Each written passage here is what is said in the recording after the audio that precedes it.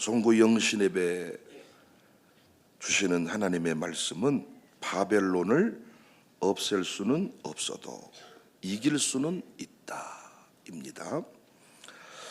주전 7세기 서구 역사의 진운을 결정했던 사건이 있었는데, 당시 세계를 장악한 이집트 제국과 신흥 제국인 바벨론이 벌인 갈그미스 대전투였습니다. BC 605년에 있었던 이 전투에서 이집트는 세계 최강의 자리를 바벨론에게 내어줍니다. 바벨론의 느부갓네살 왕이 고대 근동의 최강자로 우뚝 서게 된 그런 시간이었습니다. 이때 하나님의 애언을 무시한 채 이집트와 동맹관계를 맺었던 유다는 이집트가 멸망하면서 함께 망하고 말았습니다. 그 바람에 유다는 바벨론의 포로가 되었어요. 이것이 유대 민족의 1차 포로 시기입니다. 바벨론은 이때 이스라엘 자손 중에서 왕족과 귀족 몇 사람, 흠이 없고 용모가 아름다우며 모든 지혜를 통찰하며 지식에 통달하며 학문에 익숙하여 왕궁에 설 만한 소년들을 데려갔습니다. 3절 4절 왕이 환관장 아스브나스에게 말하여 이스라엘 자손 중에서 왕족과 귀족 몇 사람, 곧 흠이 없고 용모가 아름다우며 모든 지혜를 통찰하며 지식에 통달하며 학문에 익숙하여 왕궁에 설 만한 소년을 데려오게 하였고 그들에게 갈대아 사람의 학문과 언어를 가르치게 했다. 다니엘이 여기에 포함됐죠. 다니엘이 포로로 끌려간 때 약 16살쯤으로 추정을 합니다. 또 다니엘서 1장 12절에 다니엘은 고레스 왕 원년까지 있었다 이렇게 말한 것을 참조할 때, 다니엘은 갈그미스 전투가 있었던 BC 605년에서부터 고레스 왕 원년인 BC 539년까지 약 66년 동안 바벨론과 페르시아 쪽에서 포로로 살았습니다. 사춘기 소년에 끌려가서 80이 넘었겠죠. 포로로 살았습니다. 뿐만 아니라 다니엘은 궁중에서만 생활을 했습니다. 그렇게 오랫동안 궁중에 있었다는 것은 다니엘이 내시였다고 추정할 수 있습니다. 여러 학자들도 다니엘은 거세를 당했을 것이다 이렇게 주장을 합니다. 그 주장을 뒷받침이나 하듯이 성경에는 다니엘에 대한 가족 기록이 전혀 없습니다. 다니엘은 한참 예민한 시간에 너무나도 큰 일들을 많이 겪었죠. 나라가 망한 것을 지나서 이방 나라의 포로로 잡혀가는데 수레에 실려간다고 합니다. 그리고 남자의 자존심이라고 할 수 있는데 거세를 당했습니다. 이방 나라에서 가족도 없이 80년을 넘게 산 것입니다. 아마 다니엘을 가장 힘들게 했던 것이 있었다면 외로움이 아니었을까. 그런데 우리가 놓치지 말아야 될 것은 다니엘에게만 바벨론이 있는 것이 아니죠. 바벨론은 택한 백성이 고통을 당하는 장소입니다. 외로움의 장소이고 눈물이 쏟아지는 자리입니다. 자신의 힘이 거세당하는 곳이며 의존했던 모든 것이 사라지는 자리입니다. 큰 환난이 있는 장소이고 믿음이 공격받는 곳입니다. 내 의지와 상관없이 타락을 강요받는 자리이기도 합니다. 보호보다는 공격이 많은 곳입니다. 다니엘만 아니라 우리도 바벨론과 같은 세상에 살고 있죠. 다니엘에게만 바벨론이 있는 것이 아니라 우리 모두에게도 각자의 바벨론이 있습니다. 사도 요한은 계시록에서 당시 로마를 큰 성 바벨론이다 그랬습니다. 계시록 18장 2절에 힘찬 음성으로 외쳐 이르되 무너졌도다 무너졌도다 큰 성 바벨론이야. 우리가 살고 있는 이 세상도 영적으로 바벨론입니다. 당시 느부갓네살 왕은 기고만장했습니다. 그랬겠죠. 신흥 강자로 고대 근동에 느부갓네살보다 센 사람은 없었습니다. 속으로 자기 민족도 지켜주지 못한 신이 무슨 신이냐라고 비아냥댔겠죠. 그러면서 이제부터 바벨론의 신이 너희를 지켜줄 것이다.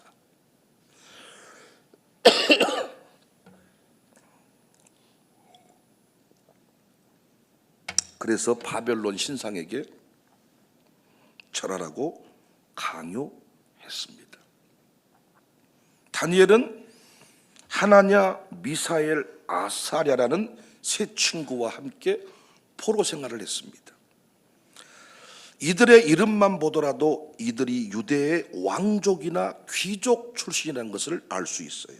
유대인의 이름 가운데 엘, 나, 랴, 랴라로 끝나는 것은 귀족이나 왕족의 이름이었다고 합니다. 다니엘 뜻이 뭡니까? 하나님이 나의 심판자가 되신다. 하나냐, 하나님은 참으로 은혜로우시다.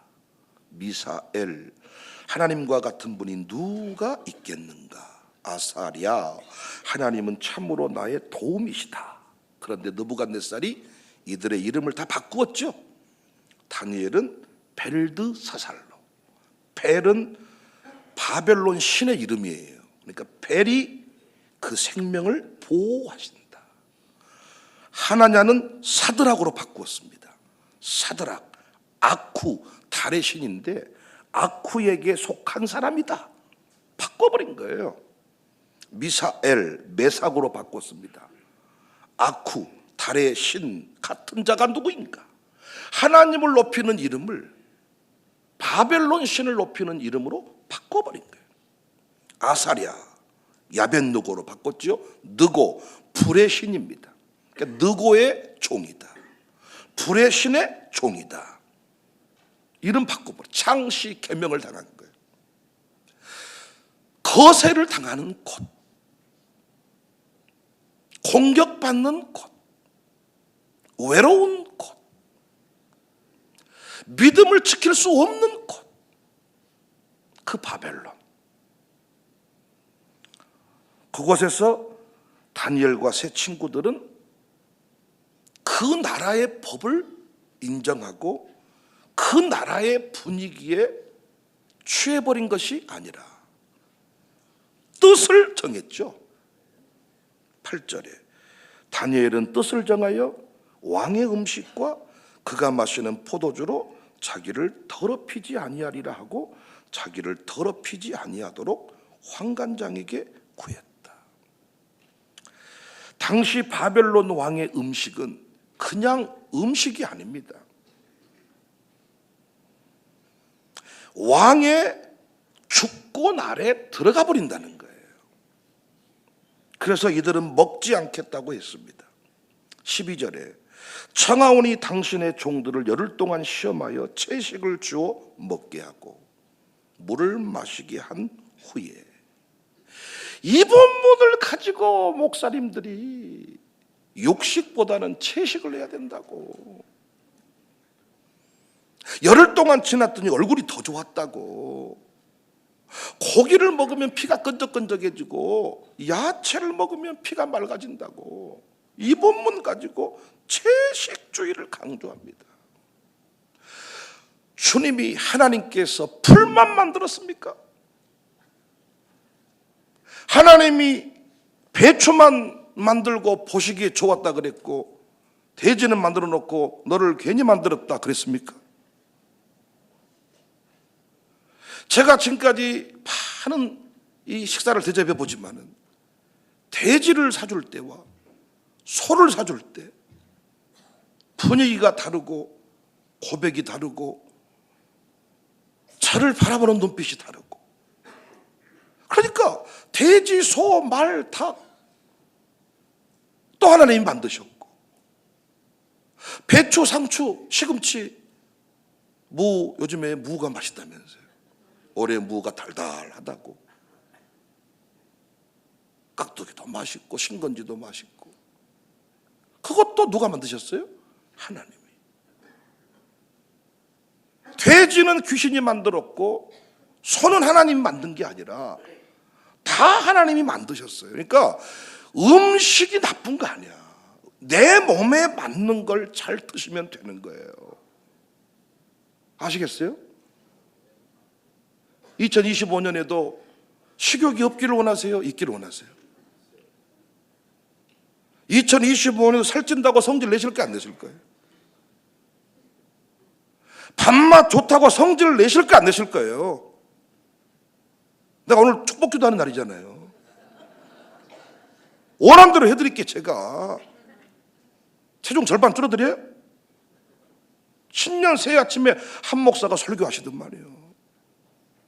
내가 열심히 행해서 받은 복도 있지만 종이 축복한 대로 하나님이 복을 주신다.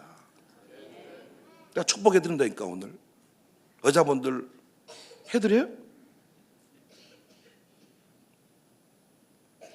무엇이든지 감사함으로 받으면, 감사함으로 먹으면 다 보약인 줄로 믿습니다. 청사교회에 맞게 하나님이 체력도 주시고 청사교회에 맞게 이끌어 가시니 무엇이든지 감사함으로 받읍시다. 여기 다니엘과 세 친구가 채식을 했다, 물만 먹었다, 단순히 내가 어떤 금욕주의적 삶을 사는 게 아니에요. 여기서 말하는 음식은 당시에 이 신을 섬겼던, 우리가 그 성지순례 가보면 그 신상, 신을 섬겼던 단이 어떻게 되었는지를 알 수 있잖아. 우리가 그 신상 섬겼던 음식을 의도를 가지고 이 노예들에게 먹이는 겁니다. 너희 신은 죽었고 이제 바벨론의 신이 너희의 영육을 책임진다. 이걸 그들한테 새겨주기 위해서 의도를 가지고 그 음식을 먹게 한 겁니다. 그래서 이들이 뭐 했어요? 뜻을 정하며 거절했어요. 음식을 거절한 게 아니라 이방 신을 거부한 것이죠. 다니엘과 세 친구들은 부패한 바벨론 속에서 구조적으로 공격하는 이 거대한 세력들 앞에서 느부갓네살, 당시 고대 근동에서 신은 강자로 급부상했고 이 기세를 꺾을 자가 없는데 이 다니엘과 세 친구들은 창조적인 탈출, 창조적인 분리를 감행했습니다. 그 조직으로부터, 그 세력으로부터 창조적 분리를 감행, 영적 지조와 절개를 지켰습니다.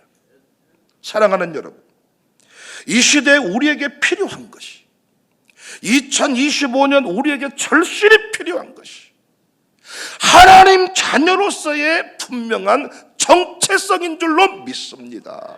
정체성. 교육 중에 가장 중요한 교육이 뭐냐? 정체성 교육입니다. 내가 어떤 사람인가, 이걸 깨닫지 못하면 행동이 달라지지 않습니다. 제가 여러분 아무리 열받아도 제가 골목에서 사람 패지 않는 이유는 목사라는 정체성을 인식하고 살기 때문입니다. 군인들이 종종 휴가 나왔다가 사고 치는 이유가 뭐냐?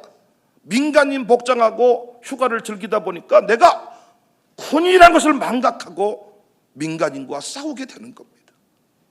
그런데 군복을 입고 있을 때는 누가 봐도 군인임을 인정해 주니까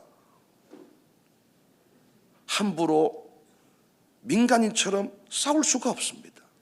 그러니까 우리 아이들이 달라지기를 원한다면 그 아이들한테 정체성을 분명히 새겨줘야 돼요. 네가 누구인지, 어디로 와서 어디로 가는지, 정체성 교육. 단순히 영어 성적, 수학 성적, 교과목 과목을 가르치는 교육이 중요한 게 아니라 정체성 교육. 그런데 세상 교육은 창조론부터 부정하니까, 하나님이 없다고 하니까.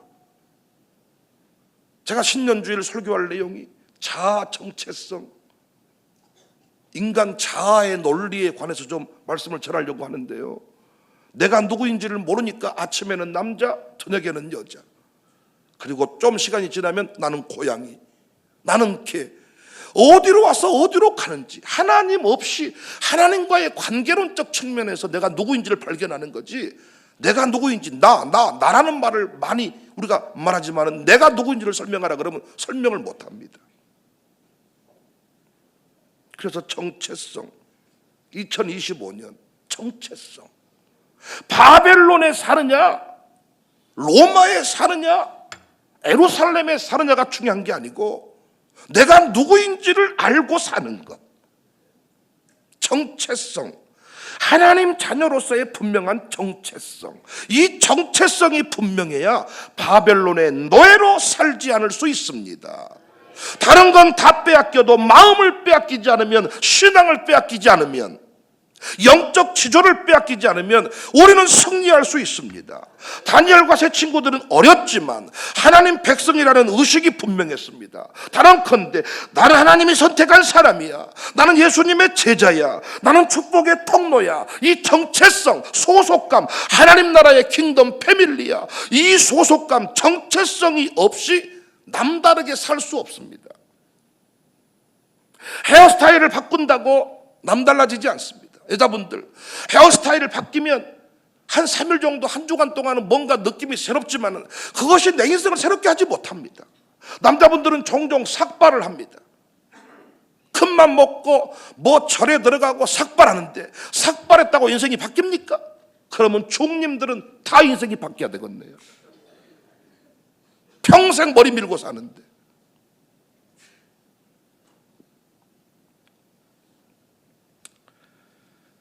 우리가 바벨론을 이길 수 있는 것은 정체성을 분명히 하는 거예요. 뜻을 정하는 거예요. 뜻을 정하면 하나님이 역사해요. 뜻을 정해야 돼. 뜻을 정한다. 새벽기도 한다. 뜻을 정하는 겁니다. 정하면 역사가 일어납니다. 3일이라도 갑니다. 내가 10의 2조를 하겠습니다. 뜻을 정하면 주님이 역사합니다. 될 대로 되겠지. 상황이 바뀌면 한다. 상황은 항상 우리에게 뭐라고요? 바벨론입니다. 이 세상은 항상 우리에게 뭐라고요? 바벨론이다고요. 바벨론 포로 시대가 아니지만 세상은 우리에게 바벨론이에요. 내년에도 대한민국, 우리나라 우산동 광산구는 우리가 예수님 믿기에 좋은 땅 아닐 겁니다. 바벨론입니다. 9절에 하나님이 다니엘로 하여금 환관장에게 은혜와 긍휼을 얻게 하셨다. 뜻을 정했더니 환관장에게 은혜와 긍휼을 얻게 했다. 17절에 하나님이 이 내소년에게 학문을 주시고 모든 서적을 깨닫게 하시고 지혜를 주셨으니 다니엘은 또 모든 환상과 꿈을 깨달아 알더라. 뜻을 정할 때 하나님이 세상에 없는 학문과 지혜와 명철함을 허락하실 줄로 믿으시기를 바랍니다. 바벨론은 없앨 수 없어도 바벨론을 이길 수는 있습니다.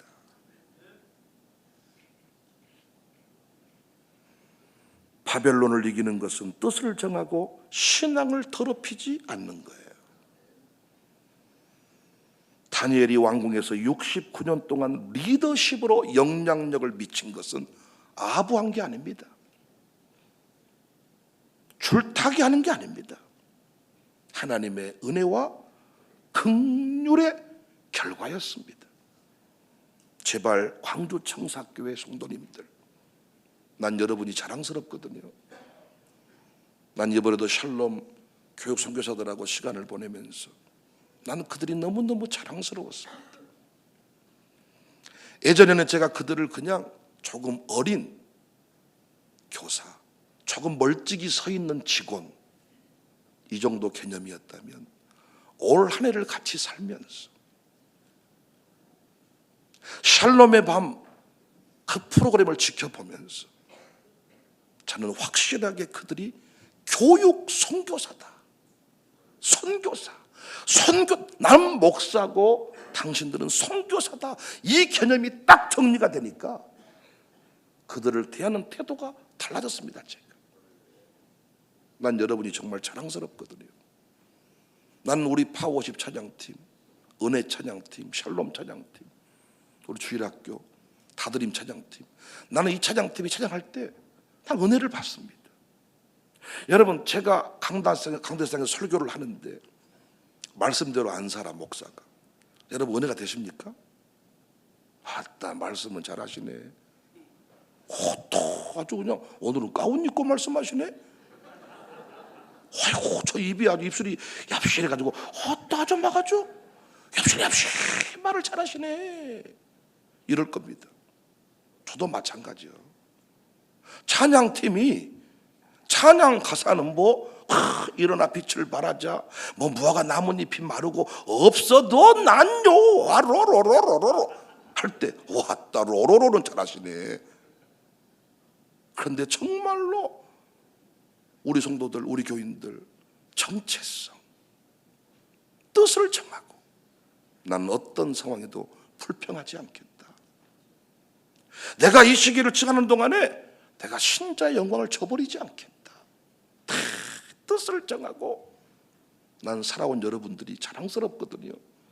그래서 우리가 올해도 이겼습니다. 진짜 우리 교회 사람들은 신기합니다. 바벨론을 우리가 없앨 수는 없어도 바벨론을 이길 수는 있습니다. 내년에 불경기냐 호황기냐 이건 우리가 못 바꿔. 하나님의 계획 속에 경제도 이끌어 가니까 경제의 흐름을 내가 못 바꾼다니까요. 그러나 우리가 어떤 상황이든지 간에 부요하게 풍요롭게 넉넉한 가슴으로 살 수는 있습니다.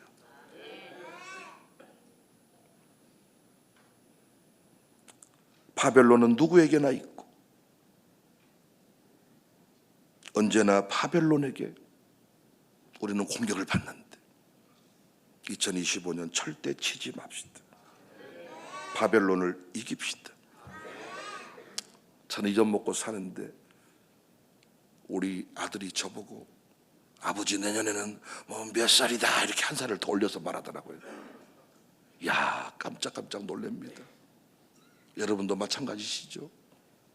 나이를 막을 수는 없지만 그 숫자에게 치면 안 됩니다. 넘어서야 됩니다. 이겨야 됩니다. 뜻을 정하십시오. 하나님이 은혜를 베푸실 것입니다. 긍휼을 주실 것입니다. 승리의 복된 한 해가 되시기를 주님의 이름으로 축복합니다. 바벨론에서 승리했던 다니엘과 세 친구의 모습이 2025년에도 여러분과 저의 모습이기를 바랍니다. 2024년에도 우리는 그렇게 다니엘과 세 친구처럼 뜻을 정하고 우리는 굴복하지 않았습니다. 2025년에도 승리할 수 있기를 주님의 이름으로 축복합니다.